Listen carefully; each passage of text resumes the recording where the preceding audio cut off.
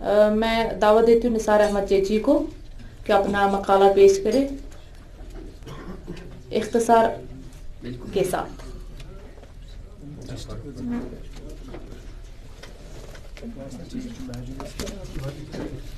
السلام علیکم ورحمۃ اللہ وبرکاتہ. میرے مقالے کا عنوان ہے مہجور کی اردو اور کشمیری شاعری.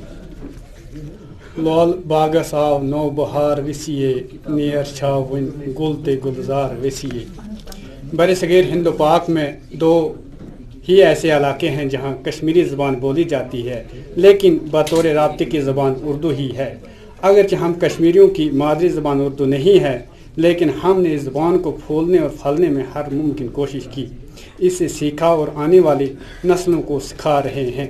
اگر دیکھا جائے آج کشمیر کے ادیب و دانشور نہ صرف کشمیری زبان کی ہی آبیاری کر رہے ہیں بلکہ کشمیری کے ساتھ ساتھ اردو زبان میں بھی ادب تخلیق کر رہے ہیں.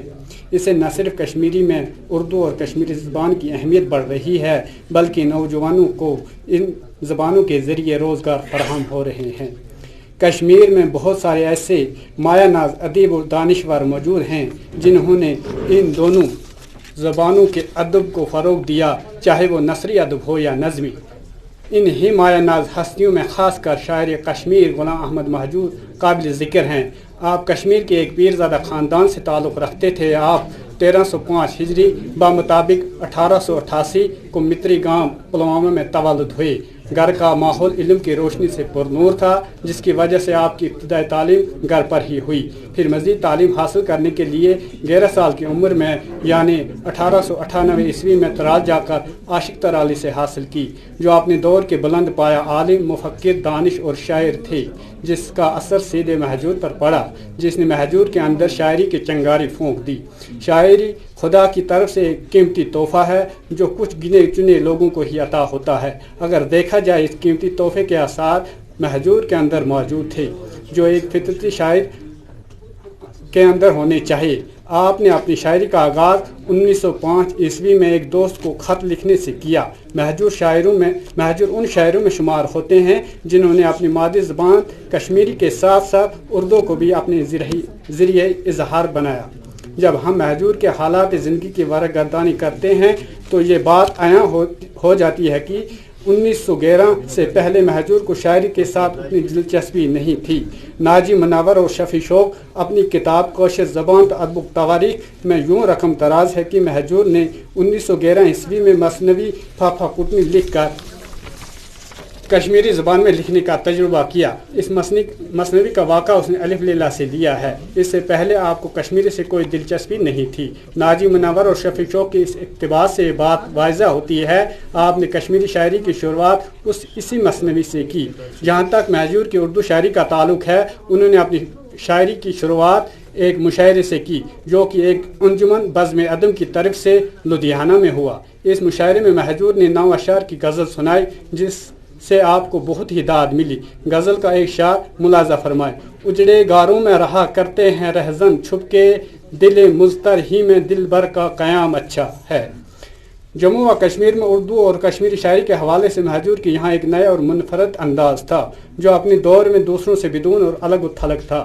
اردو اور کشمیری شاعری کو نئے امکانات سے روشناس کروانے کا فریضہ بھی مہجور ہی نے انجام دیا. دلچسپ بات یہ ہے کہ مہجور علامہ اقبال سے بے حد متاثر تھے. جس طرح علامہ اقبال رحمۃ اللہ علیہ کی شاعری میں حب الوطنی، قومی بیداری، کائنات کے حسن کی تصویر کشی ملتی ہے اسی طرح مہجور کی شاعری میں بھی کشمیر کے باغوں، چمنوں، دریاؤں، سبزاروں کے علاوہ قوم کو بیدار کرنے کی جھلک نظر آتی ہے. اسی طرح اس کی ایک مثال یہ ہے مہجور نے نشاط باغ میں بیٹھ کر ایک اردو غزل لکھی. اس غزل کے چند اشعار ملاحظہ فرمائے.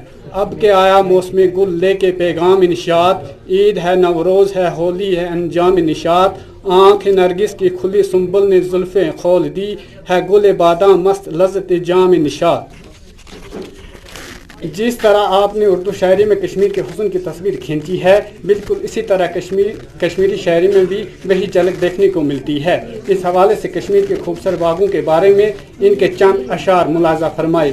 باغ نشاط کے گلو ناز کران کران والو، کھنڈ کران کران والو، مخت حران حران والو، ساخ سیام در چمان بوس کل سے سنبن شو शौक छु इम्ब्री जलान खस बरान बरान वरो